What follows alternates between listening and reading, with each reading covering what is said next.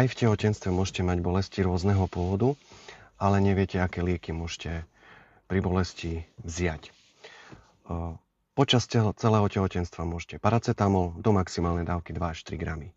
Ak to nezaberá, môžete ho v prvom alebo v druhom trimestri kombinovať s nesteroidnými antiflogistikami, to znamená s liekmi, ktoré obsahujú účinné látky ibuprofén do dávky 400 mg, to znamená jednorazovo, alebo jednorazovo diklofenak. Pri atakoch migrény alebo migrény s náuzeou môžete taktiež jednorazovo indometacín alebo jednorazovo metamizol. Ja odporúčam kombinovať paracetamol s metoklopramidom, čo je účinná látka v liekoch pri nauzeóznych stavoch sprevádzajúcich migrénu. Taktiež nemôžete v 3. trimestri.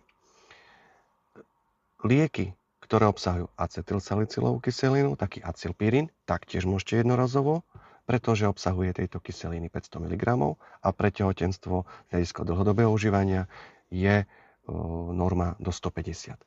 Pri krčoch alebo nejakých krčových stavoch môžete užívať lieky s účinnou látkou butylskopolamín alebo drotaverín, to znamená nejaký Buscopan alebo Nospu. Takže takto. Čaute.